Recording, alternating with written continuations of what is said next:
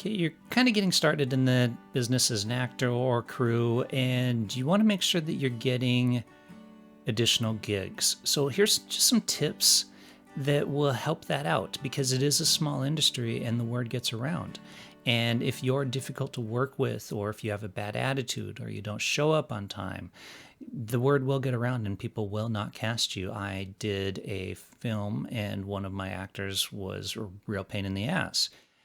Later on, somebody actually called me that was thinking about casting this person and said, "Hey, I saw that you worked with them. What do they like?" I was honest. I said, you cast them if you want, but I would never cast them again.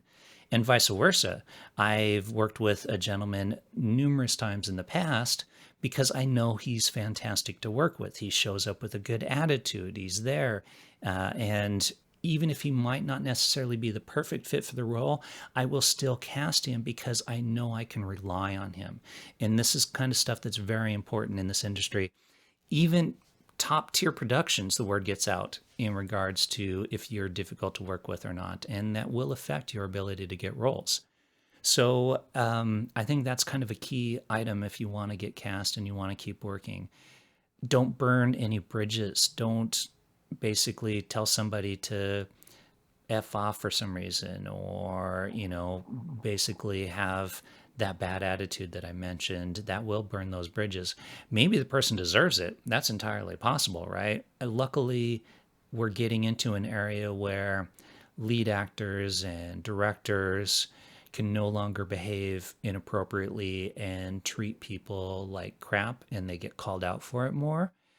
But it's still something to keep in mind. If maybe they're treating you terribly, maybe not, don't say anything, but just don't ever work with them again in the future if they want you to work with you, that kind of stuff. So just say yes, okay, no problem, and then get done with the project and move on to something else.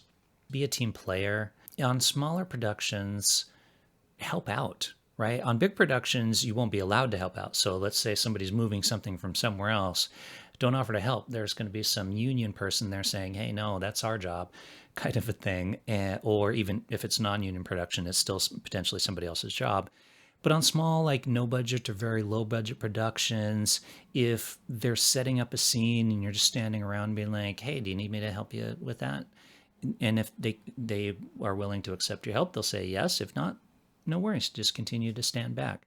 That kind of stuff. If an actor is saying lines off camera, it can be kind of frustrating if they're just saying the lines to somebody with a script in their hand responding, so it's hard to get that natural reaction. If you're supposed to be that other actor and you're there and you're available, say the lines with them. It'll help them out in order to make their comments or reactions, whatever, more natural, and it'll help you out a little bit because you get to rehearse your lines a little bit. As an actor going into lines, come prepared, have your lines memorized.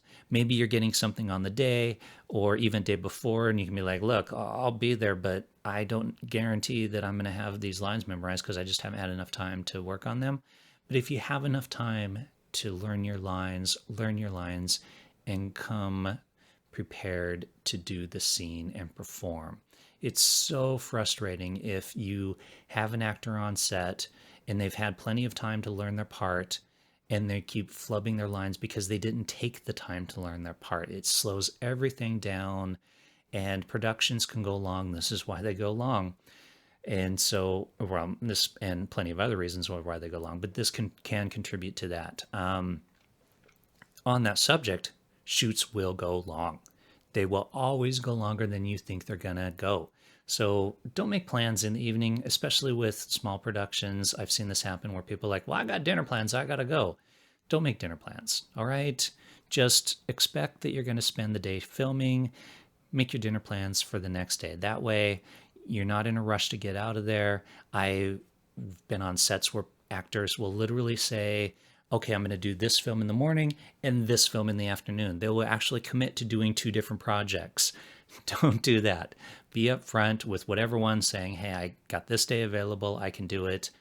And even if they're saying, "Well, you'll be done by 1," odds are you won't be done by 1. It'll probably be later. Maybe you will be. Maybe you'll get lucky and be able to run to the other shoot. But again, then you're running and you're changing characters and you're feeling rushed. So don't do that, especially on small productions where they will take longer to film. Have a good attitude.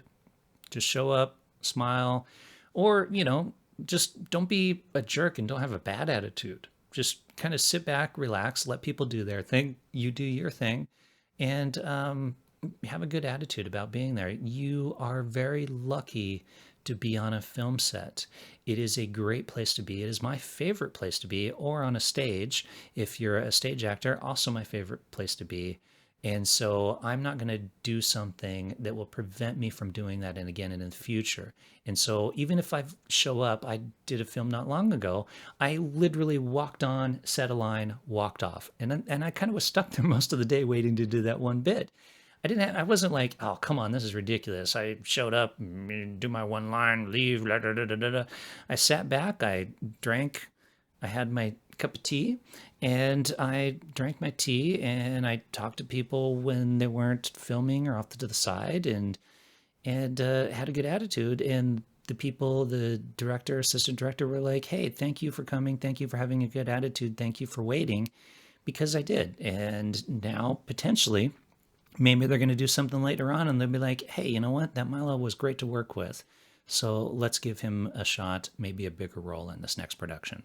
This is kind of an interesting one, but I don't know how it necessarily relates to this, but I feel like I should call it out, and that's have something else in your life if you're getting into acting, because you might go weeks without getting cast. You might do auditions where you are really, really want the part and then you never hear back again, that kind of stuff. And I think it's important to have something else in your life, because if you do, that will give you something else to think about. So for me, with auditions, I do the audition, or usually it's self-tapes now. I send the self-tape off and I literally forget about it. Like, okay, I mean, I don't literally forget about it because that would be an interesting trick, but I don't think about it. I don't stress about it. I just move on to my whatever else is going on in my life, and it has made me much less stressed about getting roles. And so I think that's very important as well.